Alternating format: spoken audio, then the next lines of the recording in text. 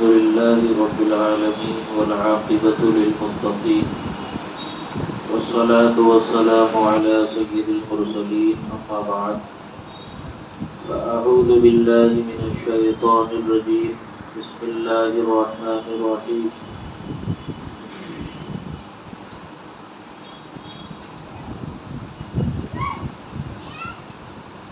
سيهزم الجمع ويولون الدبر صدق الله العظيم وصدق رسوله النبي الكريم ونحن على ذلك لمن الشاهدين والشاكرين والحمد لله رب العالمين.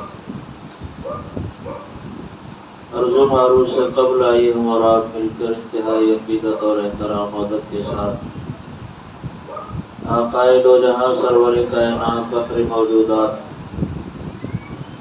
دونوں عالم کے مالک و مختار سید ابرار و اخیار حضور احمد مجتبی محمد مصطفیٰ ارواح حافظہ صلی اللہ علیہ وسلم کی بارگاہ مقدسہ میں درود پاک کا نذرانہ عقیدت پیش کریں. پڑھیں اللہم صلی اللہ سیدنا مولانا محمد وعلی آل سیدنا مولانا محمد وبارک وسلم. صلو علیہ صلاۃ و سلام علیک یا رسول اللہ صلاۃ و سلام علیک یا حبیب اللہ صلی اللہ تعالی علیہ وسلم.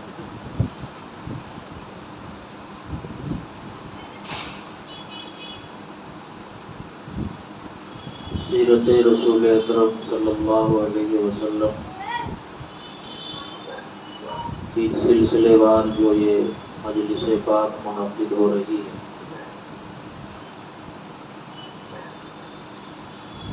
جس میں ہم اور آپ شرکت کی سعادت حاصل کر رہے ہیں. آج کی 9ویں محفل ہے اور 12ویں محفل تک انشاءاللہ تعالی سیرت پاک کا یہ تسلسل جاری رہے گا. میں نے آپ کے سامنے ابھی تک اللہ کے نبی علیہ الصلوۃ والتسلیم کی ہجرت کا واقعہ اور مدینہ منورہ میں ہجرت کے پہلے سال جو واقعات پیش آئے ان میں سے مسجد نبوی کی تعمیر، مسجد قباء کی تعمیر، نماز فرض کا 2 رکعت سے 4 رکعت ہونا، اذان کی ابتدا، نماز باجماعت کی ابتدا،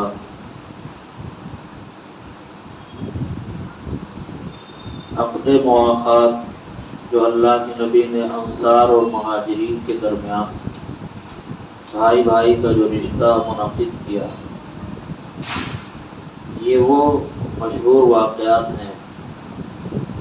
حضرت سلمان فارسی کے اسلام لانے کا واقعہ یہ بھی پہلی ہجرت میں ہوا. ہجرت کی پہلی تاریخ پہلے سال سن 1 ہجری کو. ابھی 2 ہجری میں جو مشہور واقعات ہوئے، اللہ کے نبی کو مدینہ تشریف لائے ہوئے 1 سال گزر چکا ہے، دوسرا سال لگنے والا ہے، اسی کو دوسری ہجری کہا جاتا ہے. دوسری ہجری میں جو مشہور اور معروف واقعات ہوئے اس میں قبلہ کی تبدیلی اور دوسرا جو ایک اہم واقعہ ہوا جنگ بدر. آج انشاءاللہ تعالی ان دونوں موضوع پر آپ کے سامنے خطاب کروں. مسجد قباء اور مسجد نبوی، ان کی جب بھی تعمیر شروع میں کی گئی تھی تو اس کا قبلہ جو بنایا گیا تھا خانہ کعبہ نہیں بنایا بلکہ بیت المقدس ہی بنایا. قبلہ اول بیت المقدس ہے. اللہ کے نبی مدینہ تشریف لائے تو مدینہ میں یہودیوں کا ایک بڑا گروہ آباد تھا. اللہ کے نبی صلی اللہ علیہ وسلم نے یہودیوں کی دلجوئی کے لیے، کیونکہ یہودیوں کا قبلہ بیت المقدس ہی تھا، اسلام کی طرف لوگوں کو راغب کرنے کے لیے، مائل کرنے کے لیے اللہ کے نبی نے ایسے ایسے طریقے اپنائے جو تبلیغ اسلام کے لیے سنہری حروف سے لکھے جانے کے قابل۔ نماز تو مکہ میں ہی فرض ہو چکی تھی، وہاں کعبہ کے سامنے نماز پڑھتے تھے۔ مدینہ جب تشریف لائے تو مدینہ میں خاصی آبادی تھی یہودیوں کی۔ حضور نے سوچا اگر ہم بیت المقدس کی طرف نماز پڑھتے ہیں تو یہودیوں کو اچھا لگے گا، کیونکہ ان کا قبلہ بھی بیت المقدس ہے۔ یہودی یہ سوچیں گے کہ یہ جو نیا دین لے کر کے یہ آئے ہیں، ان کا بھی قبلہ وہی ہے، بیت المقدس، تو ان کے دل میں نرمی پیدا ہوگی، اور ہو سکتا ہے کہ وہ اس سے متاثر ہو کر کے اسلام کی طرف بڑھیں، اسلام ان کے دلوں میں گھر کر جائے۔ یہ مقصد حضور اسی مقصد کے تحت 16 یا 17 مہینے پہلے سال اور دوسرے سال کا کچھ حصہ مدینہ میں، پہلا پورا سال، دوسرے سال کا کچھ حصہ، 16 یا 17 مہینے حضور نے بیت المقدس کی طرف رک کر کے نماز پڑھی، یہاں تک کہ مسجد کا جو قبلہ بھی بنایا گیا، مسجد نبوی ہو یا قباء ہو، ان دونوں مسجدوں کا قبلہ مسجد بیت المقدس ہی تھا۔ اور مقصد کیا تھا کہ تاکہ یہودیوں کی تالیف قلب ہو، ان کے دل میں نرمی پیدا ہو، اور وہ یہ نہ کہیں کہ یہ جو نبی اپنی نبوت کا دعویٰ کر رہے ہیں ان کا قبلہ بھی الگ ہے، یہ نہ کہیں۔ ہاں، حضور کی دلی چاہت تھی کہ کاش بیت المقدس کے بجائے خانہ کعبہ قبلہ بنا دیا، کیونکہ ان کے دادا حضرت ابراہیم کا قبلہ وہی تھا، اور بیت المقدس کی تعمیر حضرت سلیمان علیہ السلام کے زمانے میں ہوئی تھی۔ کعبہ اس سے بھی پہلے، کعبہ کی تعمیر اس سے بھی پہلے ہے، بیت المقدس کی تعمیر بہت بعد میں حضرت سلیمان علیہ السلام کے زمانے میں ہوئی۔ ہاں، انبیاء بنی اسرائیل کا قبلہ بھی اکثر و بیشتر وہی تھا، موسیٰ علیہ السلام کے زمانے میں، عیسیٰ علیہ السلام کے زمانے میں وغیرہ، یہودیوں کا۔ تو حضور کی دلی خواہش تھی کہ میرا قبلہ وہی ہو جائے جو میرے دادا حضرت ابراہیم کا تھا، مگر آپ نے حکمت اور مصلحت کے تحت 16 یا 17 مہینے بیت المقدس کی طرف رک کر کے نماز پڑھی تاکہ یہودی نرم پڑ جائیں، ان کے دل میں اسلام کی عزت بڑھے۔ مگر یہودیوں نے اس کا دوسرا ری ایکشن دیا، وہ اب تانا دینے لگے کہ انہوں نے ایک نئے دین کا آغاز کیا ہے تو ان کا نیا قبلہ ہونا چاہیے، یہ ہمارے قبلے کی طرف نماز کر کے کیوں پڑھتے ہیں، منہ کر کے نماز کیوں پڑھتے ہیں، ہمارے قبلے کی طرف یہ لوگ کیوں منہ کرتے ہیں، ایسا تانا دینے لگے۔ حضور کو یہ بات ناگوار گزری۔ یہودی بار بار یہ کہتے تھے تمہارا دین الگ ہے، تمہارا اسلام الگ ہے، تو تمہارا قبلہ بھی الگ ہونا چاہیے۔ اب اللہ کے نبی وہی کرتے تھے جس کا حکم اللہ کی طرف سے ہوا کرتا تھا، حکم ربی کا انتظار تھا، دلی خواہش تھی کہ کاش یہودیوں کے طانے سے بچ جائیں اور پھر سے وہی قبلہ ہو جائے، خانہ کعبہ۔ تو مدینہ شریف میں ایک قبیلے کی آبادی تھی، قبیلے بنو سالم۔ وہاں کسی چھوٹی سی مسجد میں حضور نماز پڑھ رہے تھے، پیچھے صحابہ کی صفیں لگی ہوئی تھی، اور نمازی نے اللہ رب العزت کی بارگاہ میں حضور بار بار اپنا سر مبارک اٹھا کر کے اور دعا کرتے تھے، دل سے دعا کرتے تھے کہ کاش میرا قبلہ کعبہ بن جائے۔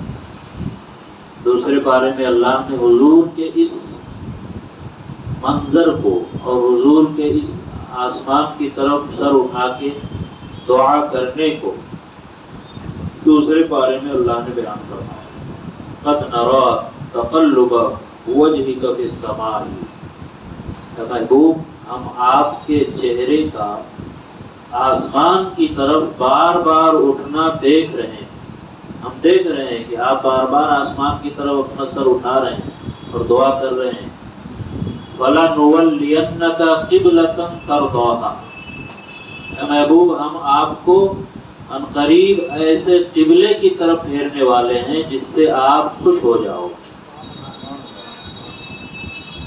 ایسے قبلے کی طرف پھیرنے والے ہیں جس سے آپ خوش ہو جاؤ۔ یہ خوشخبری دی اللہ تعالیٰ نے، اور فوراً قبلے کی تبدیلی والی آیت بھی نازل فرمائی،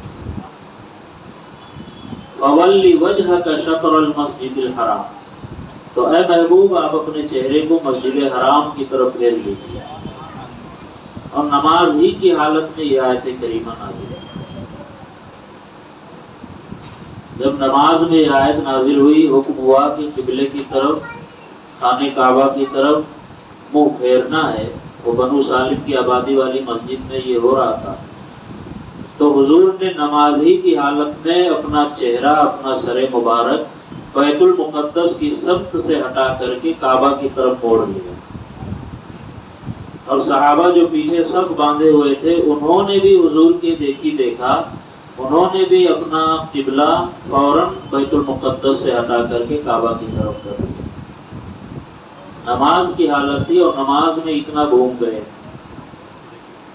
ہے نا، اور کسی نے پوچھا بھی نہیں یا رسول اللہ نماز میں اتنا، کیونکہ ابھی آپ کو بتاؤں وہ مسجد جہاں قبلہ بدلا تھا، جس جگہ پر وہ آیت کریمہ نازل ہوئی تھی، اس کو مسجد ذوالقبلتین کہتے ہیں، وہ مدینہ شریف میں ہے، اور وہاں اکثر لوگ دیکھے ہیں جا کر کے۔ مسجد ذوالقبلتین کا جو پہلا قبلہ ہے اور دوسرا جو قبلہ بعد میں بنا، دونوں میں کافی زیادہ ڈسٹینس ہے، آپ کہہ لیجئے کہ ایک طرف سے ادھر ہے، ایک طرف سے ادھر ہے، الٹا ہے پورا۔ تو حضور نے نماز کی حالت میں کس طرح سے اپنے چہرے مبارک کو بیت المقدس سے پھیرا اور کعبہ کی طرف کیا، اور یہی دیکھا، کیونکہ مقتدی امام کا مقلد ہوتا ہے، امام جو کرتا ہے وہی مقتدی بھی کرتا ہے، تو صحابہ مقتدی تھے، انہوں نے بھی حضور کی دیکھا، انہوں نے بھی اپنا سر، اپنا چہرہ، اپنا قبلہ بیت المقدس سے خانہ کعبہ کی طرف تبدیل کر دیا۔ ان کو پوچھنا چاہیے تھا کہ آخر ایسا کیسے ہوا، وہی تو حضور پہ نازل ہو رہی تھی نا، آیت تو حضور پر نازل ہو رہی تھی، صحابہ کو کیسے معلوم کہ آیت اتری ہے قبلے کی بدلنے کی، اور اس وجہ سے حضور نے اپنا چہرہ پھیرا ہے۔ تو صحابہ حضور کی محبت اور عقیدت اور حضور کے اعتقاد اور حضور پر اتنا بھروسہ رکھتے تھے کہ آج کی طرح لوگوں کے جو معاملات ہیں کہ وہ ہر چیز پر دلیل مانگتے ہیں یا ثبوت مانگتے ہیں، یہ کیسے ہوا، وہ کیسے ہوا، اس کا حکم کہاں ہے، قرآن میں کہاں ہے، حدیث میں کہاں ہے۔ صحابہ نے کچھ بھی نہیں پوچھا حضور سے، اور جیسا حضور نے کیا ویسے ہی، بغیر پوچھے، بغیر جانے کہ جب نبی ایسا کر رہے ہیں تو ہمیں بھی ایسا ہی کرنا چاہیے۔ یہ نہیں پوچھا کہ اللہ نے حکم دیا ہے تو حضور کہتے ہیں ہاں حکم دیا ہے تو اب بدلو۔ یہ صحابہ کی جانثاری اور حضور پر بھروسہ اور اعتماد کی ایک بہت بڑی مثال ہے جو تاریخ کے دامن میں محفوظ ہے۔ اچھا، اب اس کا دوسرا رخ، جب قبلہ بدل گیا، خانہ کعبہ ہو گیا، تو وہی یہودی جو پہلے کہتے تھے کہ تمہارا الگ قبلہ کیوں نہیں ہے، ہمارے قبلے کی طرف کیوں پڑھتے ہو، اب اس کو وہ دوسرے جملے سے طعنہ دینے لگے، اب کہنے لگے کہ ان کے دین کا تو کوئی بھروسہ ہی نہیں ہے، کبھی یہ قبلہ بدلتے ہیں، کبھی ادھر نماز پڑھتے ہیں، کبھی ادھر نماز پڑھتے ہیں۔ قرآن نے ان کے اس قول کو نقل کیا، اور جانتے ہو کس جملے سے؟ بے وقوف بول کر کے، سیقول السفہاء من الناس، دوسرا پارہ یہیں سے شروع ہے جس کو سیقول بولتے ہیں۔ پہلا پارہ کیا ہے؟ الف لام میم، اور دوسرا پارہ سیقول. یہ پرانے نام ہیں جو ہم سب کے بچپنے سے ہم لوگ سنتے آ رہے ہیں کہ پاروں کے یہ نام ہے نا، الف لام میم سیقول تلک الرسل. کیونکہ انہی الفاظ سے ان پاروں کی شروعات ہوئی ہے، اس لیے انہی الفاظ سے ان پاروں کا نام عام لوگوں میں مشہور ہوا. تو دوسرا پارہ ہے سیقول السفہاء من الناس. اللہ فرماتا ہے ان قریب کچھ بیوقوف لوگ کہیں گے ما ولاہم عن قبلتہم التی کانوا علیہا، کہ جس قبلے پر یہ لوگ تھے یعنی بیت المقدس کی طرف، ان کو کس چیز نے پھیر دیا، کیوں بدل گئے یہ لوگ.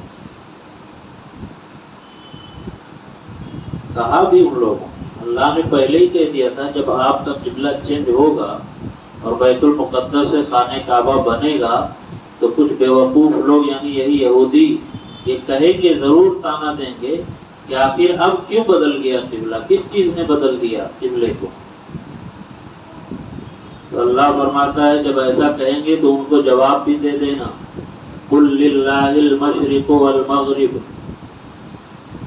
یہ جو تم پورب اور پچھم کے جھمیلے میں پڑے ہو، ان سے کہنا کہ پورب ہو یا پچھم ہو یہ سب ہمارے رب کا ہے، ہمارے اللہ. قل للہ المشرق والمغرب فأینما تولوا فثم وجہ اللہ. جہاں کہیں بھی تم رک کر کے نماز پڑھو گے وہاں اللہ رب العزت کی رضا تمہیں مل جائے گی. پورب اور پچھم کے پھیر میں نہ پڑھو، ساری سبتیں اللہ کی، ساری جہتیں اللہ کی ہیں، سارا رخ اللہ کا ہے. جدھر بھی رک کر کے نماز پڑھو ادھر اللہ کی رضا تمہیں مل جائے گی.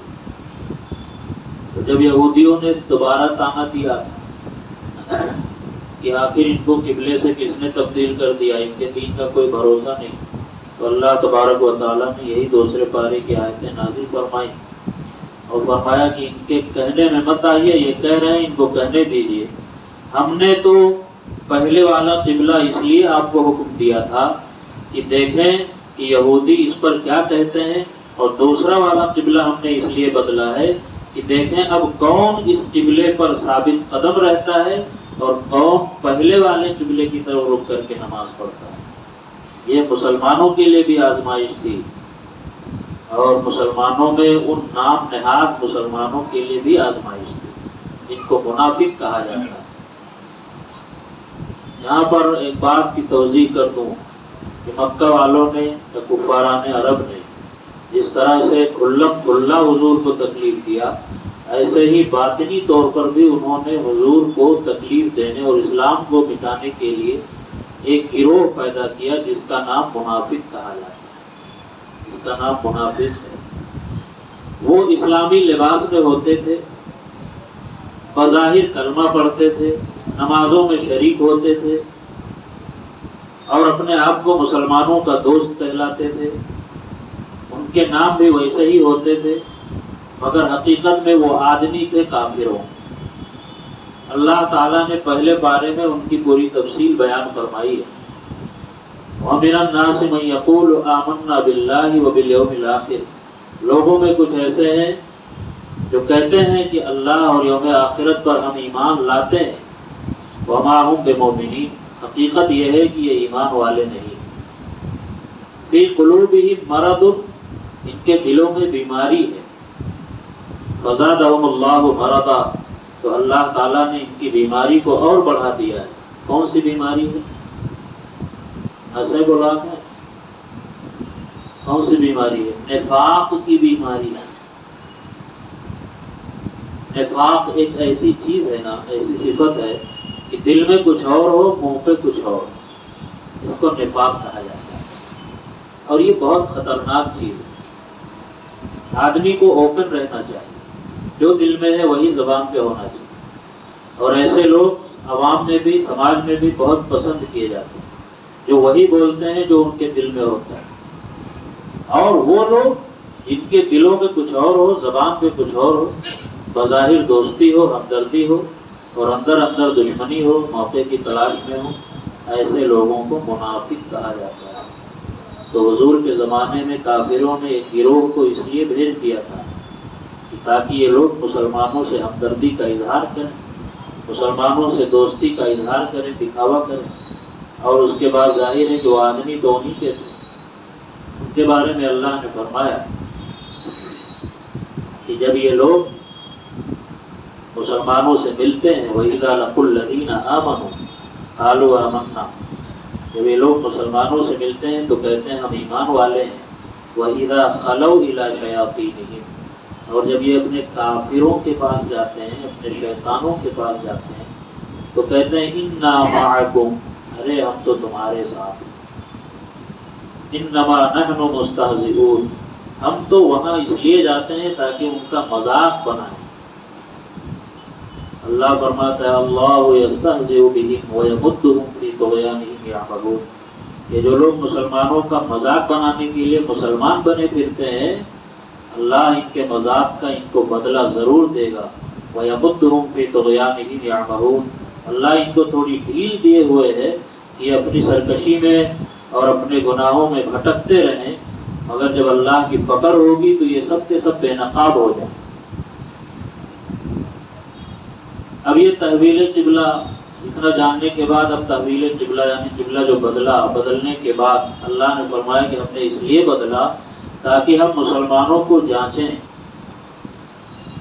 کہ کون بدلنے کے بعد دوبارہ بیت المقدس کی طرف پڑھ کر نماز پڑھتا ہے یا کون کعبے کی طرف آتا ہے۔ تو قبلہ تبدیل ہونے سے یہودیوں کو تو تکلیف تھی ہی، ساتھ ہی ساتھ ان نام نہاد مسلمانوں کو بھی جو منافق کہلاتے تھے ان کو بھی بڑی تکلیف ہوئی، اور انہوں نے اپنے بغض و حسد کا اظہار کیا۔ اس کا پس منظر میں بتاؤں، اللہ کے نبی نے ابھی ہجرت نہیں کیا تھا کہ مدینہ میں عبداللہ ابن ابی نام کا ایک بہت پڑھا لکھا شخص تھا، اور مدینہ والوں نے اس کو اپنا سردار مان لیا، مدینہ والوں نے اس کی تاج پوشی کی تھی، مدینہ کا حاکم اسے تسلیم کر لیا۔ جب حضور ہجرت کر کے آئے، اچھا وہ بھی اپنے آپ کو مسلمان ہی کہتا کہ میں مسلمان ہوں، مگر مدینے کا میں حاکم ہوں۔ اور حضور جب مدینہ تشریف لائے تو پہلے جو کچھ ہوا تھا اس کو حاکم بنانے کا عمل یا جو بھی اسکیم پہلے چلائی گئی تھی حضور نے سب کو مسترد کر دیا۔ اسے بڑی تکلیف تھی اس بات کو لے کر، یہ وجہ تھی میں عبداللہ ابن ابی ہی منافقین کا سردار کہلاتا ہے۔ یہی وہ شخص ہے جس کے بارے میں 10ویں پارے میں اللہ نے آیتیں نازل فرمائی۔ یہ مر گیا تو حضور اکرم صلی اللہ علیہ وسلم نے جا کر کے اس کی نماز جنازہ ادا کی، اس کو کفن کے لیے کپڑا بھی دیا۔ حضور نے نماز جنازہ ادا کی تو اللہ نے فرمایا استغفر لہم او لا تستغفر لہم، آپ اس کے لیے استغفار کریں یا نہ کریں۔ ان تستغفر لہم 70 مرۃ، اگر اس کے لیے آپ 70 مرتبہ بھی استغفار کریں، 70 مرتبہ بھی نماز جنازہ پڑھیں، لن یغفر اللہ لہ، اللہ اس کو بخشے گا نہیں، اللہ اس کو معاف نہیں کرے گا۔ ان المنافقین فی الدرک الاسفل من النار، کافروں کا ٹھکانہ جہنم میں تھوڑا سا اوپر ہے، مگر سب سے نیچے جس کا ٹھکانہ ہے وہ انہی منافقین کا ہے۔ اللہ نے کہا بے شک منافقین کا جو ٹھکانہ ہے وہ جہنم کے سب سے نچلے طبقے میں ہے۔ عبداللہ ابن ابی نے منافقین کا سردار تھا، اس کی پوری جماعت تھی۔ نبی اکرم صلی اللہ علیہ وسلم کے اسی ایک عمل سے کہ اس کو اپنا سردار لوگوں نے بنایا تھا، حضور نے کہا نہیں۔ وہ پھر دشمنی پہ آمادہ رہا، مگر دشمنی ایسی کی کھلے عام نہیں کرتا، مسلمانوں کی حمایت بھی کرتا تھا اور مسلمانوں کے پیچھے پیچھے در پردہ کافروں کو مسلمانوں کی خبریں بھی پہنچایا کرتا تھا، مسلمانوں کو نقصان پہنچانے کے لیے کوششیں بھی کرتا تھا۔ کبھی کوئی جنگ سے کوئی مال آتا، فتح ہو کر کے مال و غنیمت آتا تو یہ اپنے پوری جماعت کو بھیج دیتا آگے کہ جا کر کے مال وصول لو، اور جب جنگ میں شرکت کرنے کی بات آتی تو اس کی پوری جماعت جاتی تھی تو کنارے پہ کھڑی رہتی تھی۔ میں ایسے نہیں کر، اللہ نے قرآن میں فرمایا یہ منافقین کی جو جماعت ہے یہ جنگوں میں جاتے ہیں تو یہ کنارے پر کھڑے رہتے ہیں، اور اس لیے کنارے پر کھڑے ہوتے ہیں کہ تاکہ دیکھیں کہ جیت ہوگی کہ ہار ہوگی۔ اب اگر جیت ہونے والی ہے تو پھر آگے بڑھ جائیں گے مال لوٹنے کے لیے، مال میں حصہ داری کے لیے، اور دیکھیں گے کہ ہار ہونے والی ہے تو کنارے رہیں گے تو سائڈ سے کھسک لیں گے۔ یہ منافقین کا حال ہے جو قرآن نے بیان کیا۔ اور اسی 2 ہجری میں جنگ بدر ہوئی۔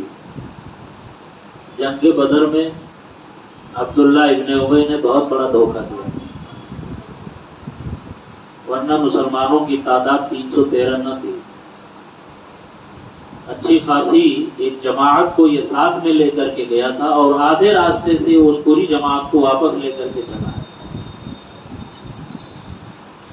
پھر جو لوگ بچے تھے وہی 313 تھے، ورنہ نکلے تھے بہت سارے لوگ۔ جنگ بدر 2 ہجری کا سب سے بڑا واقعہ ہے۔ میں اس کا پس منظر بتاؤں کہ یہ ہوئی کیوں۔ جب حضور مدینہ تشریف لائے تو مکہ والوں کو چاہیے تھا کہ اب وہ اطمینان کے ساتھ بیٹھے، مگر ان کو وہاں بھی سکون نہیں تھا۔ انہوں نے حضور اور حضور کے جانثاروں کو تکلیف دینے کے لیے وہاں سے بھی وہ پلاننگ کیا کرتے تھے۔ چنانچہ اپنی چھوٹی چھوٹی جماعتیں بھیجتے، اور مدینہ کے اطراف میں مسلمانوں کی، انصار اور مہاجرین کی، خاص طور سے انصار کی جو بکریاں چرتی یا جو جانور چرا کرتے تھے، یا سفر پر کوئی قافلہ نکلا ہوا ہوتا تو مکہ والے اپنے جانبازوں کو بھیج کر کے ان قافلوں کو لوٹ لیا کرتے تھے۔ تنگ کرنے کے لیے حضور کو اور ان کے جانثاروں کو، مسلمانوں کو پریشان کرنے کے لیے ایسے چھوٹے چھوٹے واقعات ہوتے رہتے تھے۔ ایک مرتبہ مدینہ کے کچھ لوگ، جس میں قبیلہ خزرج کے، یعنی جو اسلام لا چکے تھے مدینہ کے انصار، کچھ لوگ حج کے لیے گئے۔ اس میں حضرت سعد بن عبادہ رضی اللہ تعالیٰ عنہ بھی جو سردار تھے وہ پہنچے۔ تو امیہ بن خلف جو مکہ میں ایک بہت بڑا کافر تھا، حضور کا بہت بڑا دشمن تھا، اس سے ان کی دوستی تھی، تو یہ گئے ان کے مکان میں ٹھہرے۔ امیہ بن خلف کے مکان میں ٹھہرے۔ اب یہ مسلمان ہو چکے تھے۔ ارکان حج ادا کرنے کے بعد امیہ بن خلف نے کہا کہ تم نے اور تمہارے قبیلے نے، تمہارے مدینہ والوں نے محمد کو اور ان کے جانثاروں کو پناہ دے رکھی ہے، تو یا تو تم انہیں قتل کر دو یا انہیں باہر نکال دو۔ حضرت سعد بن معاذ عبادہ رضی اللہ تعالیٰ عنہ نے اس وقت کہا کہ میری تمہاری دوستی ہے، اور اسی دوستی کی خاطر میں تم سے یہاں کچھ نہیں بول پا رہا ہوں، ورنہ میں اس بات کا اچھے سے تمہیں جواب دیتا ہوں۔ اللہ کے نبی صلی اللہ علیہ وسلم اس منظر کو اور اس خطرے کو بھانپ چکے تھے مدینہ میں پہنچ کر، کہ ہو نہ ہو مکہ والے سکون سے نہیں بیٹھیں گے، کبھی نہ کبھی ضرور مدینہ پر حملہ کریں گے۔ ایک اور اہم بات بتاؤں، مکہ سے ملک شام کی طرف جو تجارتی قافلہ جاتا تھا وہ قافلہ مدینہ ہو کر کے جاتا تھا، اور مکہ والوں کا ملک شام تجارتی مرکز تھا۔ ملک شام بہت بڑا بازار تھا، اور مکہ والے جو بڑے رئیس لوگ تھے ان کے مال قافلوں کی شکل میں سواریوں پر لاد کر کے اسی راستے سے لے جائے جاتے تھے جو راستہ مدینہ سے ہو کر کے جاتا۔ تو حضور کو جب احساس ہوا تو آپ نے لوگوں سے مشورہ کیا۔ سب سے پہلا مشورہ یہ ہوا کہ مدینہ میں جتنے لوگ آباد ہیں، چاہے مسلمان ہوں یا کسی اور قوم کے ہوں، یہودی ہوں یا جو ابھی ایمان نہیں لائے وہ لوگ، ان سب سے کہا جائے کہ اس شہر کی حفاظت کرنا ہم سب کی ذمہ داری ہے۔ اس کے لیے معاہدہ کیا گیا اور سب لوگ تیار ہوئے کہ ہم ایک شہری ہونے کے ناطے ہم اس مدینہ شہر کی حفاظت کریں گے۔ اور اللہ کے نبی صلی اللہ علیہ وسلم نے ایک دوسرا جو اہم پیش رفت کیا، اہم کارنامہ کیا، اور وہ اس خطرے کو بھانپتے ہوئے کہ مکہ والے طاقت و قوت میں زیادہ ہیں، اسلحہ بھی ان کے پاس زیادہ ہے، دولت بھی زیادہ ہے، اگر انہوں نے حملہ کر دیا تو ہمارے پاس مقابلے کے لیے اتنی نہ فوج ہے اور نہ ہی دولت ہے، نہ ہی ہتھیار ہے، اور ہم ان کا مقابلہ نہیں کر سکتے۔ اس لیے ہمارے پاس ان کا جو ویک پوائنٹ ہے، کمزور پہلو، وہ یہ ہے کہ ہم ان کا وہ تجارتی قافلے والا راستہ بند کر دیں، اور جب ان کے تجارت پر فرق آئے گا تو وہ مجبوراً ہم سے صلح کرنے کے لیے آگے بڑھیں۔ اب یہ جو پس منظر ہے یہ عام طور پہ لوگوں کو لوگ بتاتے نہیں ہیں، یہ بہت ڈیپلی اور بہت گہرائی میں جا کر کے اس کی تعین اور توضیح ہوتی ہے کہ اصل سبب کیا ہے جنگ بدر کے ہونے کا۔ اتنی بڑی لڑائی جو اسلام میں ہوئی نا، اس کی اصل سبب اور اس کا اصل ریزن کیا ہے؟ تو حضور نے اسی خطرے کو بھانپتے ہوئے اس راستے پر صحابہ کرام کی چھوٹی چھوٹی ٹکڑیاں، 4 لوگوں 10 لوگوں پر مشتمل، انہیں ہتھیار دے کر کے اسی راستے پر لگا دیا۔ اسی زمانے میں ابو سفیان کا ایک بہت بڑا تجارتی قافلہ، بہت بڑا آدمی تھا ابو سفیان، بہت بڑا قافلہ نکل رہا تھا ملک شام کے لیے۔ حضور کو خبر ملی تو حضور نے اس قافلے کو روکنے کے لیے اپنے لوگوں کو بھیجا، اور جب بھیجا تو پتہ چلا کہ وہ قافلہ وہاں راستے پر پہنچنے سے پہلے ہی آگے بڑھ چکا ہے۔ پھر مکہ والے بھی اس بات کو بھانپ گئے کہ ہمارے قافلے کو روکا جا رہا ہے، تو اب وہ قافلے کے ساتھ ساتھ فوجیوں کو بھی، یا یہ کہہ لیجیے لڑنے والوں کو بھی بھیجا کرتے تھے۔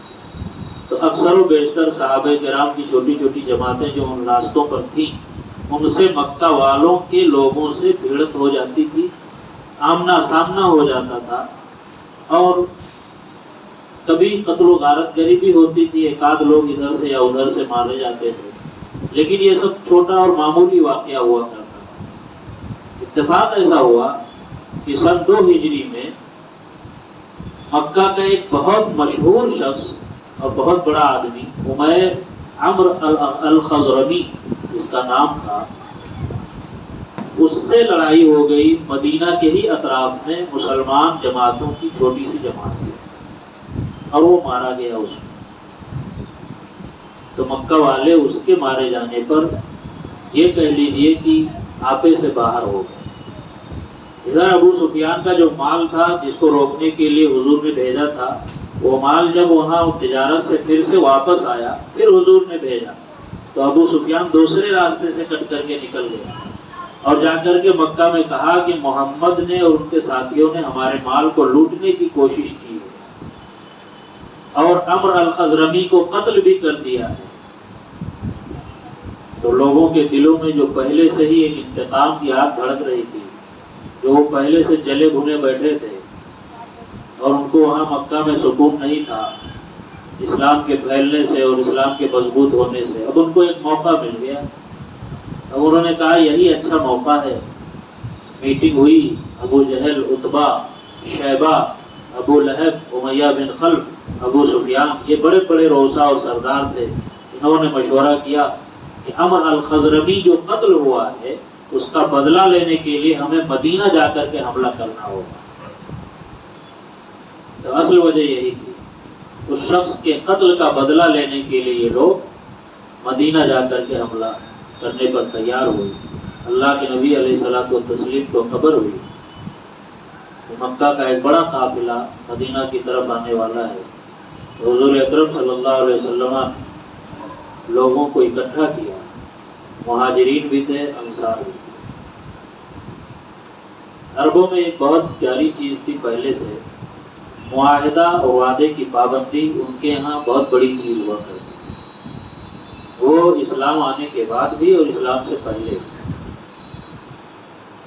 اسلام سے پہلے بھی جن قبیلوں سے معاہدہ ہوا تھا کہ ایسا ایسا ہوگا، وہ اپنے معاہدے پر قائم تھے۔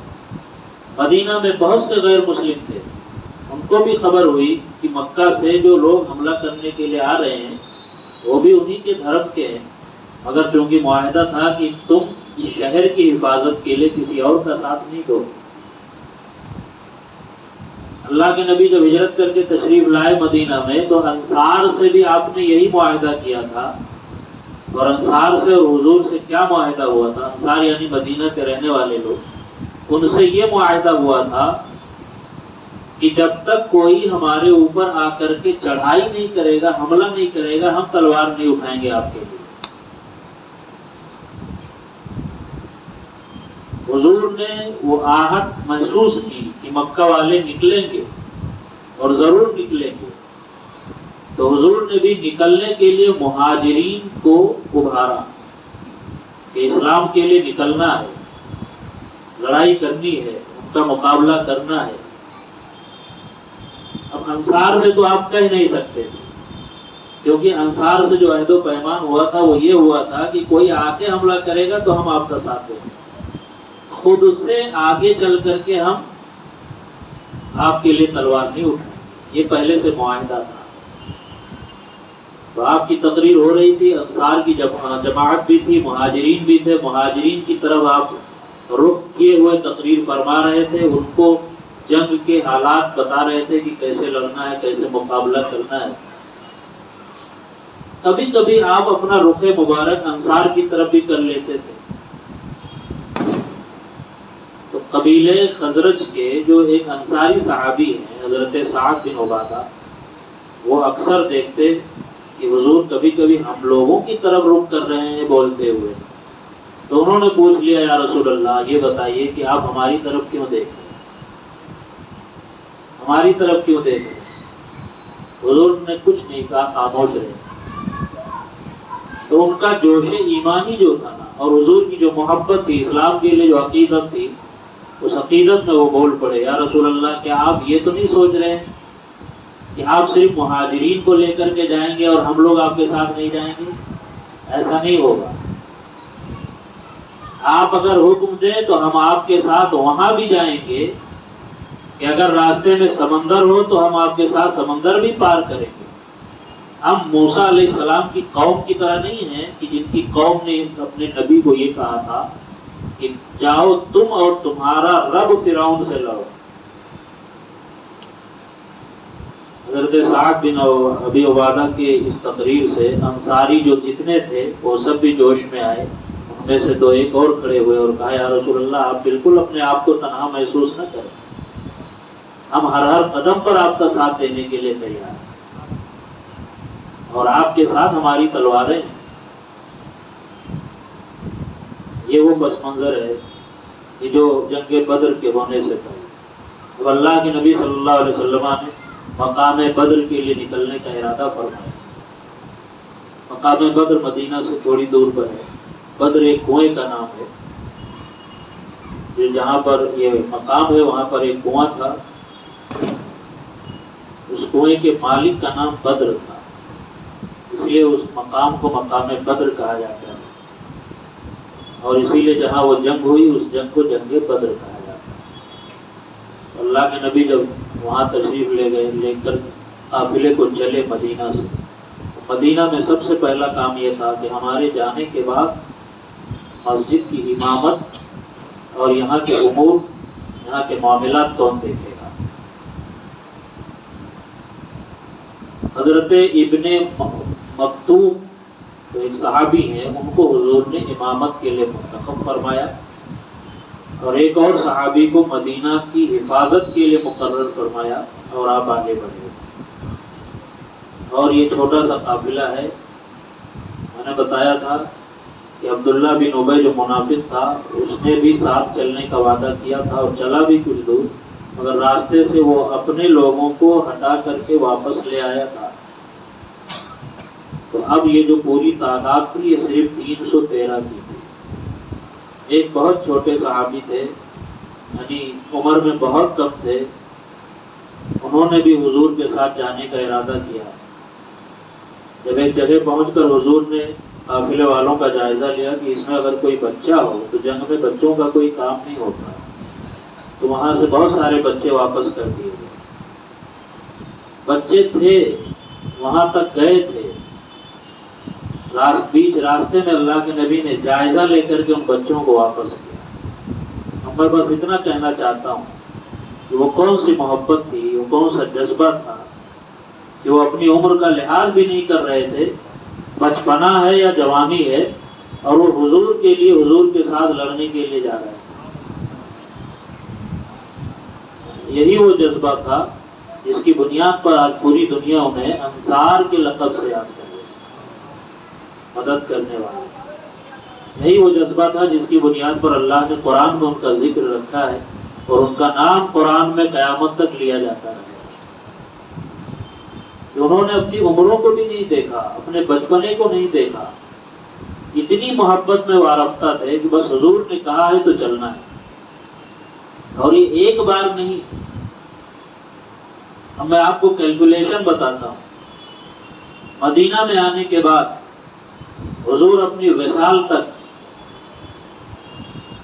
64 لڑائیاں ہوئیں، 10 سال